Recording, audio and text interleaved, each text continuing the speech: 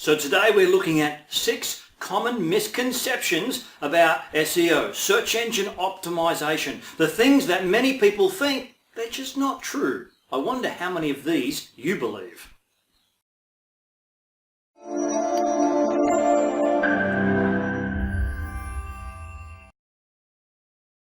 Hi there, my name is Paul Bars from paulbars.com. Thank you very much for taking the time to stop by and watch this video. Now, I hear about these things all the time. Misconceptions, beliefs that people have about search engine optimization that are just so far from the truth. It's hurting their business, not helping. Number 1 on this list is that SEO is just a one-time thing. You'd be amazed how many times people say, Paul, I need to do the SEO on my website. And then they go, bye. And they think that that's it. They think you can just do something and it's going to make all the difference in the world. Now here's the truth. It can make some difference. Yes, it can even make a big difference depending on where you were, depending on where your competition is. Yes, but it's never, ever, ever just a one-time thing. Common misconception number 2, SEO is just about page content, the content of the pages. Now you've heard it before, content is king, content is queen, the prince, the princess, the pauper, it is everything. You've heard this. And that is true, but it's not just about that side of things. There are many, many technical things which must also be done across the website, within the Google process, within the way that you structure your site. Not just sort of internal linking and so on, but also with the coding of the pages. And the more that we enter into the world of the CMS, the content management systems like WordPress and Joomla and so on, the lazier we get. It was actually so much easier back in the day of HTML when that was all we did. You could still do that, but now it's easier time-wise to use a content management system. But it's not just about the page content. You can't just put together a website, plug in a few plugs and put some good page on content. That serves the user experience. A lot of other stuff needs to happen underneath. Next misconception, I hear this one all the time, it's all about links. Now, links, external links, links back to your website. You know what I'm talking about? Backlinks, the phrase. I'm sure you've come across that before. Let me just say this very, very clearly. Current research still shows that links back to your website are incredibly important. Now we're talking about, say, 2 different sites here, all things being equal of the on-page SEO. If one site has solid quality links back to them from other relevant resources, it's going to get a higher ranking, folks. But if the user experience when they come through to that website sucks balls, it's not going to help at all. So some people think, hey, I can just put together this little crappy website, get links back. No. The final be-all, end-all is that UX, that user experience, especially when we're talking about search engine optimization. It's about what Google or Bing or Yahoo or whoever else, wherever you are and what you use, they want to serve to their customer the best possible answer to the question that is being asked. I'm looking for, I want to find, I want to search, there's the answer. So links are an incredibly important part of that overall process, but if the user experience sucks, they're not going to help you one little bit. Here's another one, that you can improve your rankings overnight. Well, actually, you can.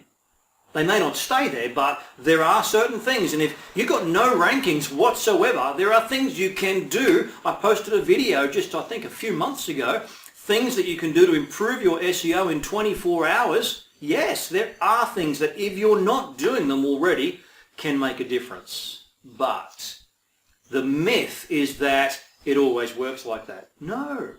Let's say you've got a reasonable website. Let's say you've done some moderate on-page SEO. Let's say that there are some links coming back to you and you want to improve. You want to get off page 3 and onto page 1. That's not going to happen overnight. It's going to take a little bit of time. How long? Difficult to say. Depends on how much your competition is also doing. But we're talking months. Often, there are things you can do which make an immediate shift. But we have to look at the platform of all things being equal between you and your competitors, and then who's doing more. Who's doing the right things more often. That's the difference. It's not often or usually you doing something wrong. Now that can happen, but often it's your competition doing something right regularly. Can you make a difference overnight? Yes. Is it a myth that it's always? Absolutely not true. Sometimes with some businesses it can take, depending on the competitive nature, 6, 12, in some of the keyword phrases that I've targeted, 2 to 3 years to get those really competitive ones. Is it worth it? Absolutely. Should you keep going at it? You bet, because it's what you do, it's who you are, and you want to be first place. Nothing wrong with that. Okay, next one. SEO has no technical elements. Hang on, have I got a rope around here somewhere? Yeah! SEO has a bucket load of technical elements. Don't let anybody tell you otherwise. And here's the myth that has been sort of put out there with the content management systems like WordPress, and I'll use that as an example. Fine application when it's all put together with a good theme and everything's running smoothly. But people think, oh, plug in, plug in, plug in, plug in, bang, there we go. No technical involved. One word, sort of one word, 2 syllables. Bullshit. You absolutely have to look at the technical side of things as well. And when we're doing SEO for a client, say a new website, we do our best while the site is in the build process. Then after it goes live, we have to run through a checklist of about 30 different items.